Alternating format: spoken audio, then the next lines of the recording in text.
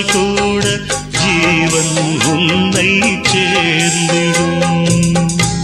தேனிலவு நாள் வாழ ஏன் இந்த சோதனை? வான்நிலவை நீ கேளு